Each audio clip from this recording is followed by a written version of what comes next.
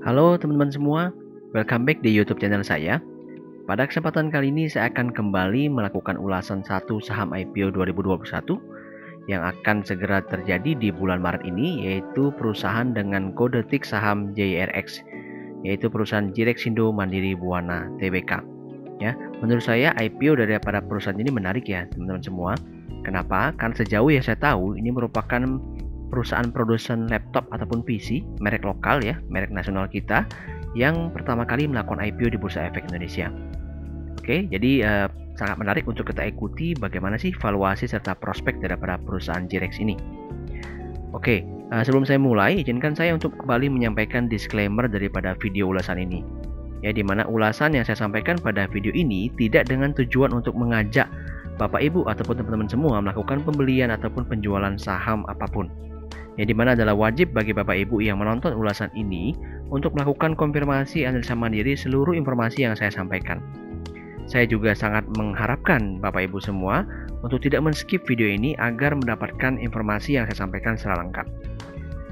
Saya juga selalu meminta dukungan teman-teman semua untuk like, share, dan subscribe YouTube channel ini, serta put komentar teman-teman pada kolom komentar video ini, ataupun teman-teman bisa join di free channel Telegram saya di @smsaham, di mana memang secara khusus pada channel Telegram ini saya akan menginformasikan berbagai macam ulasan teknikal serta market update penting yang dapat membantu teman-teman sebelum nantinya memasuki ataupun melakukan pembelian pada sebuah saham. Untuk link join channel ini ada pada deskripsi video ini. Oke, untuk informasi pertama saya akan memperkenalkan bisnis model perusahaan. Nah, seperti yang sudah dibayangkan ya, karena bagi saya sendiri secara pribadi ya teman-teman semua ya, Jirex ini bukan merupakan sebuah brand baru kalau menurut saya ya. Jadi saya sudah tahu sejak cukup lama, karena saya juga salah satu praktisi IT juga ya, kebetulan bekerja di bidang itu. Jadi memang ini perusahaan yang memproduksi notebook, desktop PC, dan juga server. Ya, namun yang mesti kita apresiasi adalah perusahaan ini merupakan perusahaan merek lokal teman-teman semua ya. Jadi perusahaan ini memproduksi merek laptop, notebook, dan PC mereka itu dengan merek Jirex ya. Dan ternyata baru saya ketahui juga ya, ini perusahaan juga sudah mulai masuk ke dalam segmen tablet PC ya. Kalau yang saya ulik ya, memang sebelumnya sudah pernah juga bermain di segmen smartphone tapi mungkin kurang berhasil. Tapi sepertinya sekarang masuk ke segmen tablet ya, ataupun juga kembali lagi masuk smartphone, mungkin dengan terobosan itu sudah mulai membuahkan hasil ya. Dan ternyata selain daripada produk-produk ini, perusahaan juga menciptakan produk-produk unik lainnya ya, seperti produk yang disebut dengan Hummingbird ini, mini PC ya, PC yang kecil. Perusahaan juga membuat juga berbagai macam produk hardware custom made ya, seperti misalkan kios, seperti misalkan mesin POS, seperti itu ya. Juga berbagai macam aksesoris yang sehubungan dengan laptop ataupun PC, seperti misalkan power bank ya, seperti misalkan rechargeable, produk-produk lainnya dan sebagainya ya. Jadi ini menarik, nanti teman-teman sendiri bisa melihat langsung ya ke website perusahaan. Informasi yang kedua yang akan saya sampaikan adalah mengenai shareholders perusahaannya. Jadi kalau dari struktur modalnya, sebenarnya ya kalau kita ulik historinya lagi, ini Jirex di awalnya itu bukan dimiliki oleh Bapak Timothy Sidik maupun Ibu Colin Sidik, tapi oleh perusahaan yang namanya PT Surya Mandiri Buana ya, dan juga satu pemegang saham lainnya. Namun sejak tahun 2017 dia mulai berganti ya akte kepemilikannya, sehingga struktur modal dan susunan pemegang saham perusahaan ini berubah ya menjadi Pak Timothy Sidik dan juga adiknya yaitu Bu Colin Sidik ya, dengan presentasi kepemilikan 75% dan 25%. Dan nantinya ketika mereka melakukan IPO ya, Jirex melakukan IPO, ini komposisinya akan berubah ya. Jadi Pak Timothy Sidik masih menjadi pemegang pengendali sebesar 56% dan akan masuk masyarakat ya, diperkirakan 24,25%, dan juga ada program ESA sebesar 0,75%. Ya, jadi kurang lebih komposisi pemilikan sahamnya adalah sebagai berikut. Nah, kalau kita lihat dari sisi komposisi manajemennya ya. Oke, sekarang tentu Pak Timothy Sidik sebagai pemilik, ada juga Ibu Colin Sidik ya sebagai pemilik, ini berposisi sebagai direktur ya. Jadi direktur utama adalah Pak Timothy Sidik. Kemudian juga ada direktur lainnya seperti Pak Antoni, Pak Nursam ya. Jadi mungkin masing-masing punya peran baik dari sisi marketing maupun dari sisi operasional. Kemudian komisaris ada dua ya, yaitu komisaris utama Widya Kumala Sulistyo serta komisaris independen yaitu Nimrod Sitorus. Nah, sedikit cerita ya teman-teman semua ya. Jadi kalau Timothy Sidik ini merupakan kakak daripada Colin Sidik ya. Jadi mereka berdua ini saudara nih. Jadi memang kalau saya lihat perusahaan ini memang dibangun atas dasar inisiasi bisnis keluarga ya. Nah, Hal menarik lainnya lagi adalah bahwa komisaris utama Ibu Widya Kumala Sulistyo juga merupakan istri dari Pak Timothy Sidik. Ya, jadi memang ini hubungannya erat sekali nih. Nah, yang sedikit menarik juga adalah Bapak Nimrod Sitorus ya sebagai komisaris independen daripada perusahaan Jirex. Ini merupakan mantan ataupun ex daripada Bank Mandiri, Bapak Ibu ya. Jadi ini merupakan salah satu ya petinggi lah di Bank Mandiri yang sekarang ditarik menjadi komisaris di perusahaan Jirex ya. Jadi harapannya sih kalau melihat modelnya ini meskipun dasarnya dibangun dari bisnis keluarga, namun melihat visi perusahaan yang akhirnya membawa perusahaan Jirex melakukan IPO di Bursa Efek, jadi kalau menurut saya ini positif ya ke depannya ya. Artinya perusahaan ingin membangun Jirex ini menjadi sebuah korporat besar, sebuah korporat yang berada pada jalur seharusnya. Ya, jadi mana semua pertimbangan, semua perkembangan perusahaan tidak didasarkan atas keinginan daripada owner, tapi harus berdasarkan analisis manajemen yang komprehensif dan juga memang memiliki data serta fakta yang baik. Ya, itu adalah sebuah poin plus kita akan melihat pertumbuhan Jirex ke depannya. Nah, bagaimana dengan skema IPO-nya ya? Jadi kurang lebih sebagai berikut. Untuk kode perdagangan yaitu JRX dengan tanggal pencatatan bursa di tanggal 30 Maret 2021 ya. Kemudian lembar saham publik yang akan diberikan ada sebesar 333,30 juta lembar. Ya, jadi nggak banyak sih teman-teman semua ya. Hanya dalam satuan juta lembar saja ya. Dengan program ESOP 3% dari 333 juta ini. Di mana harga IPO yang ditawarkan adalah Rp250 ya, dengan nilai nominal adalah Rp25 dengan jumlah target dan nilai IPO adalah sebesar 83,3 miliar. Nah, menariknya adalah di seri IPO ini juga diberikan bonus yaitu waran seri 1 dengan jumlah lembarnya adalah sebesar 166,66 juta dengan harga tebusnya di Rp750 ya, dengan jumlah nilai waran yang diperkirakan akan didapatkan kalau ini semua ditebus sebesar 124,59 miliar. Dengan total dana yang potensi diperoleh, berarti kalau kita hitung dengan IPO dan juga waran, maka bisa didapatkan 207 miliar. Ya, tapi waran ini mungkin nantilah kita kesampingkan teman semua ya. Karena waran ini baru akan diperdagangkan di 30 Maret 2022 ya. Jadi masih cukup lama waktunya ya. Diberikan waktu kurang lebih setahun. Dan uniknya ini harganya adalah di level 750 teman-teman semua ya. Bandingkan dengan IPO-nya, itu hanya ditawarkan di level Rp250. Tapi harga warannya ditawarkan haknya untuk ditebus di harga Rp750. Ya, seperti apa sih kok bisa seperti itu gitu ya? Kalau asumsinya sebenarnya kalau kita lihat ini harganya tinggi sekali sih, ya 3 kali lipat dari harga IPO-nya. Ya, jadi mungkin perusahaan ini cukup percaya diri ya, bahwa harga sahamnya akan meningkat nanti ya, seiring dengan performa kinerja keuangan mereka mungkin seperti itu. Jadi mereka berani memberikan atau menargetkan penebusan hak daripada waran ini di level 150. Ya harusnya kalau memang mereka mau masyarakat tebus ya mereka harus memang berpotensi meningkatkan kinerja sehingga harga sahamnya juga terapresiasi oleh masyarakat di level di atas Rp750. Ya kalau enggak ya mungkin orang akan tebus sih, hanya akan jual beli warannya saja. Karena kalau namanya waran teman-teman semuanya ini kalau nggak ditebus ya hangus, benar-benar hangus, tidak ada impact baliknya ke kita seperti itu ya. Oke, berikutnya saya akan masuk lagi ya, saya ulas lagi mengenai tujuan IPO daripada Jirexindo Mandiri Buana. Nah, tujuannya bagus teman-teman semua ya, tapi perlu sedikit consider, yaitu sebesar 42% ini akan digunakan untuk pelunasan pembelian kantor, gudang dan juga pabrik ya yang sedang digunakan oleh perusahaan saat ini. Jadi kalau dilihat historikalnya ini perusahaan masih menyewa nih teman-teman semua ya, kantor, gudang dan pabrik mereka di lokasi kawasan di Jakarta Barat ini ya.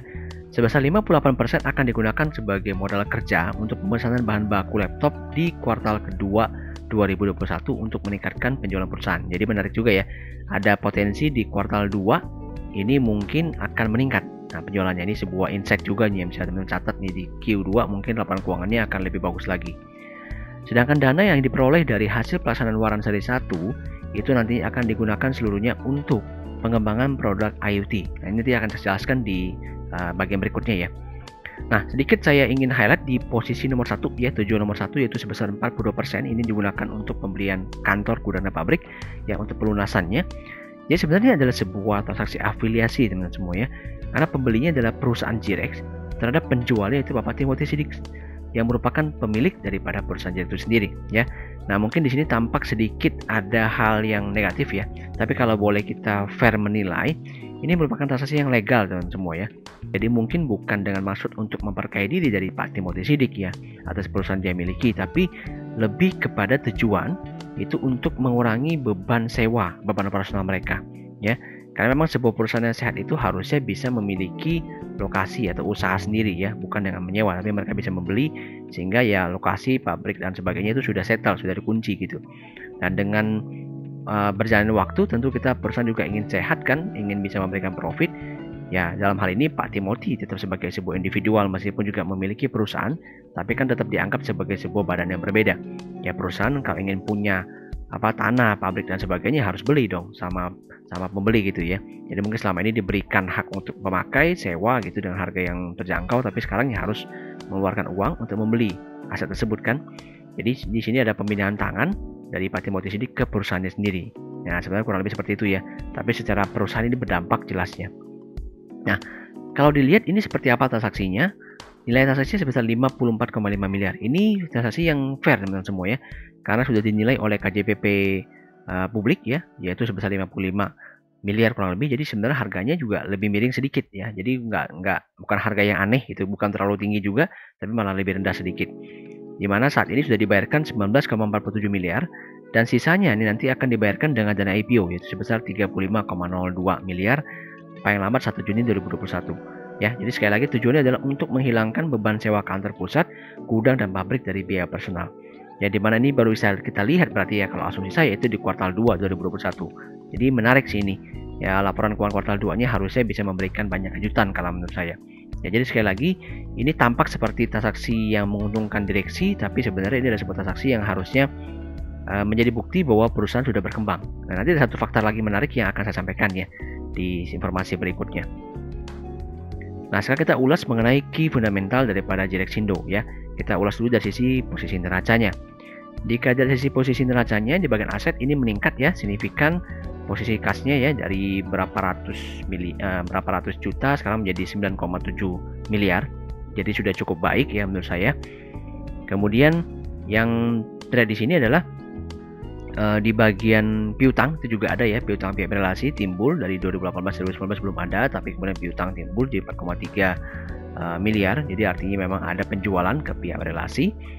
Kemudian di bagian aset tidak lancarnya, nah ini yang tadi saya bilang nih, ini 19,475 ini adalah pembayaran uang muka terhadap pembelian aset tetap, yaitu pembelian tadi itu lokasi, pabrik, gudang dan juga kantornya itu dari Jirexindo ke direksi mereka yaitu Pak Timothy Sidik. Nah, ini otomatis secara all in-nya ini akan membuat aset mereka bertumbuh ya. Jadi kalau di posisi asetnya ini bertumbuh dari 2017 sampai dengan 2020. Ya, artinya ini sebuah sinyal perusahaan yang growth. Sekarang kita beralih masuk ke bagian liabilitas ya. Ini saya tidak ungkap terlalu banyak ya. Secara total yang pasti fair, nanti Pak Timothy lihat sendiri, yaitu sebesar 60,8 miliar ya di 2020. Di sebelah kanan adalah 2019 78,7 miliar. Berbanding dengan ekuitasnya di mana di 2020 ini sudah positif ya sebesar 47,89 miliar ya, di mana posisinya di 2019 sendiri ini masih positif 5,49 miliar. Nah, ada fakta yang ingin saya ungkapkan ya dari sisi pertumbuhan atau perkembangan daripada neraca Jirexindo. Nah, kalau dari sisi posisi tahun 2017, 2018, 2019 sampai 2020 ini mengalami pertumbuhan teman-teman semua ya, mengalami perbaikan. Nah, yang perlu kita lihat adalah trennya teman-teman semua ya. Tidak usah terlalu memusingkan terhadap rasionya, terhadap angkanya, tapi lebih kepada trennya. Jadi misalkan kita lihat di bagian 2017 ini masih sangat kurang bagus ya, masih sangat tidak bagus ya. To be honest, di current ratio 0,98 kali dan DER posisinya 75 kali. Jadi sangat-sangat buruk menurut saya. Tapi 2018 malah mengalami down yang lebih buruk lagi ya. Jadi posisi current ratio 0,87 kali, bahkan ini ekuitasnya tercatat minus ya. Makanya kalau teman-teman perhatikan di laporan keuangan Jirex ini ada tulisan yang namanya defisiensi modal ya, maksudnya seperti itu. Jadi perusahaan pernah mengalami hal tersebut. Namun dari 2019 akhirnya perusahaan berhasil membalikkan kinerja mereka ya, sehingga membuat current ratio mereka membaik dan mereka meskipun masih besar ya ini posisinya ya. Namun akhirnya ini bisa tersolusikan di 2020 nih kelihatan ya. Nanti bisa kita lihat nanti pada bagian P&L-nya seperti apa. Jadi dukungan daripada pertumbuhan laba mereka ini akhirnya bisa merubah posisi neraca mereka nih. Ya, jadi DR-nya bisa turun signifikan, karena ratio-nya bisa bertumbuh signifikan. Ya, sehingga posisinya bisa saya katakan di 2020 ini sudah memang perusahaan dengan neraca yang baik ya. Meskipun tetap mesti perlu namanya pembuktian di tahun-tahun yang akan datang. Jadi perusahaan sudah bertumbuh menjadi perusahaan yang sehat teman-teman semua ya. Jadi ini sudah merupakan sebuah sinyal positif dalam kita menganalisa fundamental daripada sebuah perusahaan. Yang penting arahnya adalah positif dan nanti dia bisa mempertahankan konsistensinya, maka nanti kedepannya pasti akan semakin bagus ya. Oke, berikutnya kita akan lihat dari sisi laporan keuangannya, laporan P&L-nya ya teman-teman ya. Nah ini juga terlihat nih pertumbuhan penjualan dari 2017 sampai dengan 2020 ya. Bahkan di 2018 ke 2019 sudah mulai terjadi lonjakan, dan bahkan di 2020 akhirnya lonjakannya lebih signifikan lagi ya. Artinya dengan melihat seperti ini ya, saya bisa menilai ya bahwa dengan tren penjualan seperti ini seharusnya tidak akan berlangsung sebentar. Ya masih akan terjadi di 2021, 2022 ya, seperti itu ya. Sekali lagi kita perlu perhatikan ya bahwa perusahaan Jirex ini merupakan perusahaan IT produk ya, dan juga perusahaan mobile device seperti itu. Jadi memang kalau lihat di sisi demand-nya ya, pertumbuhan daripada produk-produk seperti ini di masa-masa pandemi Covid apalagi itu memang sangat signifikan sekali. Jadi memang ini sebuah key point, sebuah gebrakan yang sangat bagus bagi Jirex ya, melakukan IPO di tahun yang tepat kalau menurut saya, di waktu yang cukup tepat, di mana momentum mereka sedang growth, itu mereka melakukan IPO. Nah biasanya perusahaan-perusahaan seperti ini biasanya ya cenderung akan diapresiasi oleh market. Nah dilihat posisinya 179,6 miliar di 2020 Q3 dengan laba bersih sudah mencapai 32,2 miliar ya. Terlihat di 2019 saja masih mencapai 8,23 miliar ya, meskipun sudah menjadi posisi turnaround karena 2018 sudah mengalami kerugian. Jadi ini memang harusnya kedepannya masih akan bagus kalau menurut saya ya. Kita lihat lagi dari sisi posisi arus kasnya ya. Ini juga kelihatan sangat bagus ya, dari sejak 2018 sudah positif, bertahan sampai 2020 sampai dengan saat ini. Kemudian di sini juga kelihatan ya bagaimana perusahaan memanfaatkan arus kas mereka tersebut ya. Di sini kelihatan bahwa mereka melakukan pembelian aset tetap. Nah ini salah satunya adalah tadi ya, pembelian daripada aset tanah, gudang dan pabrik tersebut ini kepada Pak Timothy Sidik. Nah ini ada satu fakta yang ingin saya ungkap teman semua ya. Jadi di aktivitas pendanaan mereka ini ternyata memang mereka melakukan refinancing ya. Ini hal yang umum sih. Ya, tapi itu tidak menjadi highlight saya di sini. Tapi di sini adalah penambahan modal setor nih di pojok kanan bawah sebesar 12,75 miliar. Di mana ini dilakukan oleh kedua pemegang saham ya, kedua pemilik utama yaitu Pak Timothy Sidik dan juga adiknya Ibu Colin Sidik ya. Sebenarnya artinya ya perusahaan membayarkan ke mereka, tapi direksi juga kembalikan uang itu ke dalam modal perusahaan ya. Jadi ya kembali saya lihat ini hubungan timbal balik ya.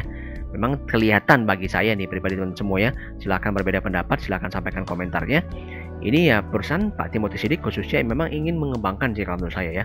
To be fair untuk mengembangkan perusahaannya sendiri, karena bagaimanapun kalau perusahaan berkembang tentu akan baik lagi ke dia kan, akan mendapatkan benefit yang baik. Jadi mungkin peralihan aset tersebut ya hanya sekedar peralihan saja. Ya yang penting secara akuntansinya nanti bisa menguntungkan bagi Jirex.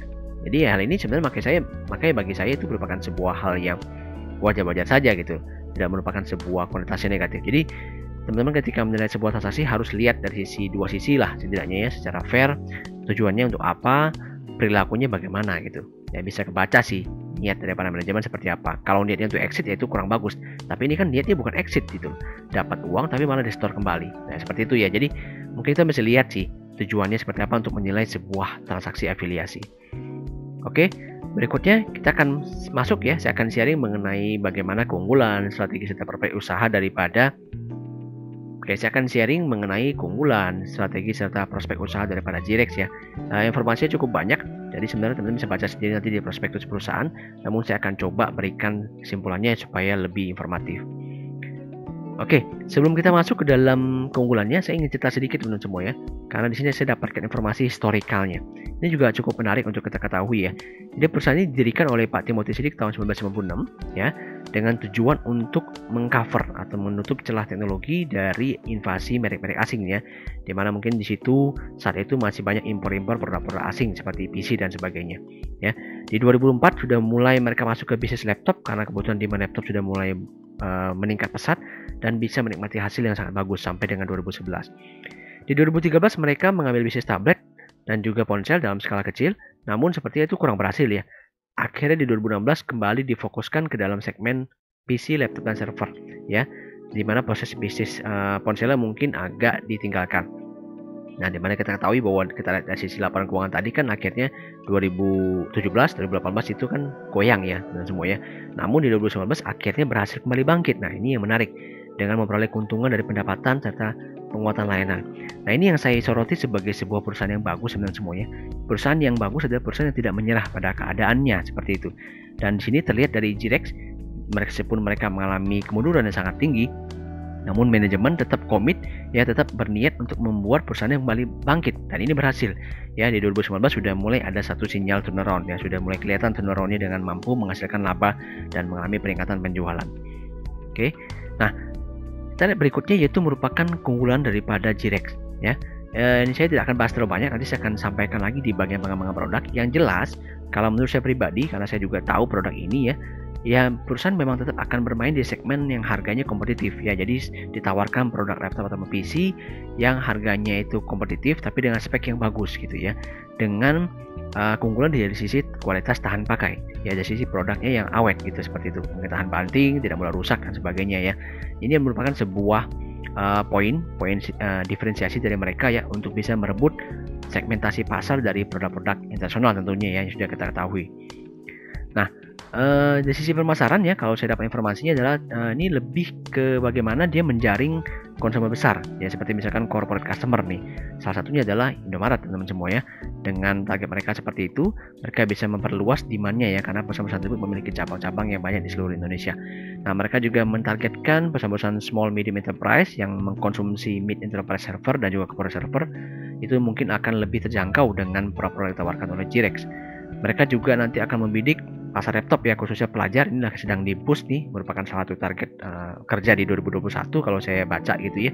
Ini akan mendorong produk-produk laptop ini akan bisa mendorong produk-produk laptop Jirex ini dikonsumsi oleh pelajar-pelajar ya, khususnya mungkin di wilayah-wilayah nantinya di luar Jawa dan sebagainya ya, karena memang saat ini pun masih banyak pelajar-pelajar kita yang belum memiliki fasilitas laptop untuk membelajar mereka. Nah, kalau yang menarik lainnya dari poin nomor D, teman-teman semua ya. Ini mereka juga akan membidik segmen pasar sekunder yang mungkin menurut perusahaan ini belum terjangkau oleh kompetitor. Nah, seperti itu juga sebuah terobosan yang bagus untuk Jirex ya, bagaimana mereka memikirkan perkembangan usaha mereka ke depannya. Nah, tadi saya bilang ya, dari sisi strategi pengembangan usaha, nanti teman-teman bisa baca sendiri di sini. Saya akan lebih soroti pada yang tadi ini. Jadi lebih tepat guna, daya belinya oke, jadi harganya juga harga yang terjangkau, tapi dengan produk yang wah, dengan spesifikasi produk yang wah gitu ya. Misalkan produk yang high spec, yang multi screen, hybrid dan sebagainya, speknya tinggi, layar lebar dan sebagainya, tapi harganya terjangkau gitu ya, dengan kualitas yang jelas tahan, tidak mudah rusak kalau misalkan terjatuh, terbentur dan sebagainya.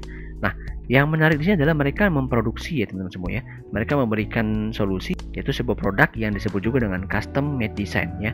Contohnya adalah interaktif kios yang dapat mereka tawarkan kepada customer, di mana di sini ada salah satu customernya adalah Indomaret ya, yang dapat mereka desain sedemikian rupa agar bisa cocok ataupun bisa sesuai dengan kondisi usaha daripada si klien tersebut. Nah, ini merupakan satu terobosan yang menurut saya mungkin belum ada di perusahaan lain ya, sejauh yang saya tahu ya. Mungkin ada di perusahaan luar, tapi mungkin di Indonesia saya belum tahu seperti apa ya. Jadi di sini merupakan sebuah strategi ataupun keunggulan daripada Jirex ya, untuk bisa bersaing di pasar produk-produk IoT seperti itu.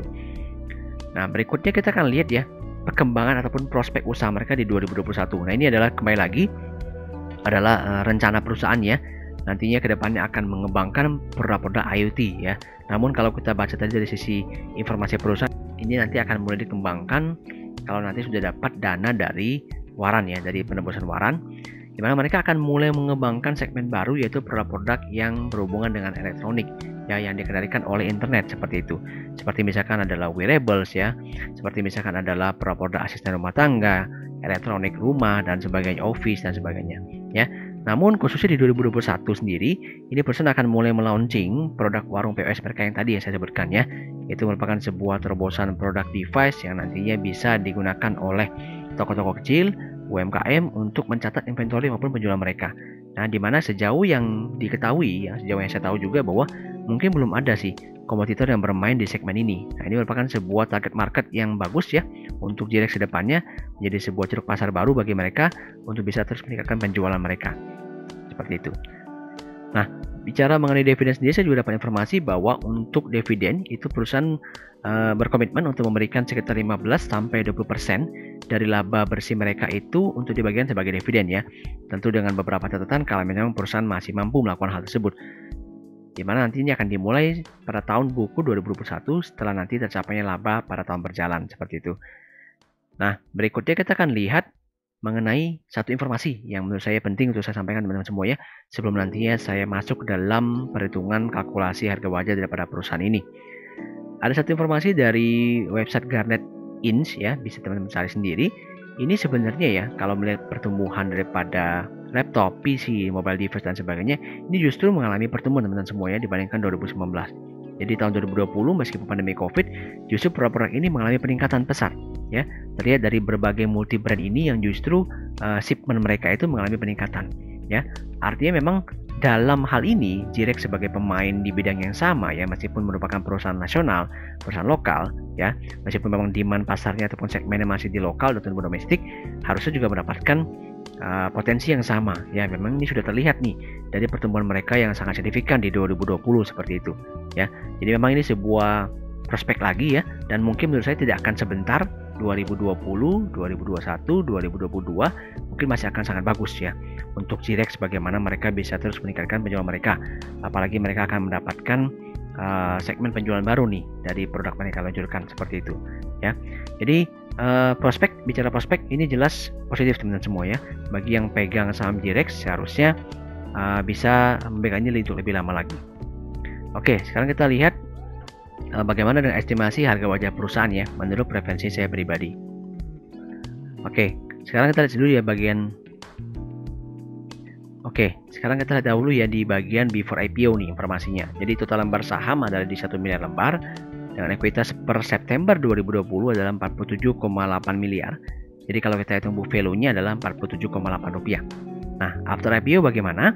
After IPO dengan total lembar 1,33 miliar, maka ekuitasnya akan meningkat ya dengan tambahan dana 83,3 miliar jadi 131 miliar kurang lebih seperti itu. Dan book value per share kita hitung menjadi 98,57 rupiah. Jadi kalau di harga IPO per share 250 rupiah, maka price book value-nya adalah di level 2,53 kali dengan market cap di level 330 miliar. Jadi ini bisa dikatakan memang sebuah small cap teman-teman semua ya, perusahaan kecil. Nah, bagaimana dengan pendekatan valuasinya? Nah, di sini saya menggunakan pendekatan PBV dan juga pendekatan rasio PE seperti itu ya. Di mana di sini saya menggunakan estimasi laba 2021 sebesar 64 miliar. Saya dapat dari mana sih? Saya dapat dari laba bersihnya perusahaan di 2020 yang saya estimasikan dan saya anggap bisa bertumbuh 50% gitu ya. Karena dari 2019 ke 2020 itu bertumbuh 100% teman-teman semua ya. Jadi saya asumsikan saja bahwa ini masih akan terus growth dengan cepat, dia bisa bertumbuh 50%. Dari situ saya dapat laba bersihnya 64 miliar dan earning per share-nya di level 48 rupiah. Jadi kalau kita hitung PE forward-nya dengan harga 250 rupiah, ini Jirex di level 5,2 kali, murah sekali ya dari sisi PE ratio ya. Lalu bagaimana dengan kesimpulannya kalau kondisi seperti ini? Oke, yang pertama menurut saya ya, Jirex termasuk perusahaan yang berpotensi memasuki fase fast grower-nya. Jadi mungkin akan menikmati kenaikannya yang sangat luar biasa, kenaikan kinerja keuangannya di 2021 sampai dengan 2022 ya, seperti itu ya kalau seluruh rencana mereka berhasil dan tidak ada hal-hal lainnya yang berdampak terhadap kinerja perusahaan ya. Yang kedua adalah dengan pendekatan PBV maupun PE dan juga melihat tren peningkatan harga pada perusahaan-perusahaan teknologi, maka harusnya harga wajah perusahaan di tahun 2021 bisa berkisar antara 400 sampai 500 rupiah per lembar saham ya. Dan oleh karena itu kalau kita hitung dari harga IPO-nya, maka akan ada potensial upside berkisar 80% kalau saya pakai median harga yaitu 450 rupiah itu dibandingkan dengan harga IPO-nya ya. Merupakan sebuah tawaran menarik ya. Jadi selamat sekali lagi bagi teman-teman yang pegang saham Jirex di masa penjatahan IPO ya. Kalau memang bersedia bisa hold saham ini ya sampai nantinya bisa mencapai harga intrinsic value yang saya jelaskan ya. Namun bagi yang ingin trading, harap perhatikan pergerakan harga sahamnya karena sangat tergantung daripada kondisi market. Akan lebih baik kita menunggu ya kurang lebih 1 bulan untuk bagaimana melihat pola price action daripada perusahaan ini untuk bisa menentukan apakah ini layak kita entry apa tidak. Tapi yang jelas menurut saya ini karena kondisi lotnya atau jumlah sahamnya yang kecil ya, jadi potensi untuk tidak liquid semua ya. Jadi kalau kondisinya tidak liquid, maka potensi harganya akan mengalami kenaikan tapi tipis-tipis gitu. Kita akan sulit untuk beli pada saat pasar sekunder. Oleh karena itu akan sangat kita butuhkan waktu ya, kesabaran untuk kita lihat peluangnya bagaimana ya. Mungkin menurut saya ya, nanti ketika mencapai harga 400 lebih, 400 ke atas, itu baru mulai akan terjadi rejection akibat adanya profit taking bagi pemegang saham yang beli di bawah seperti itu. Nah, oleh karena itu saya katakan makanya tunggu sebulan kurang lebih ya. Karena biasanya di saat-saat seperti itu sudah mulai akan terjadi profit taking, baru mulai akan kelihatan nih bagaimana peluang kita untuk bisa entry dalam saham tersebut. Ya. Oke, kurang lebih informasi saya seperti ini. Semoga sharing saya bermanfaat. Silahkan ditonton lagi video ini dari awal hingga akhir. Ya, kalau memang merasa ada yang kurang jelas dan bisa bantu untuk share juga ya. Dan serta put komentarnya di kolom komentar. Jangan ragu untuk itu. Oke, thanks for watching dan see you in the next video.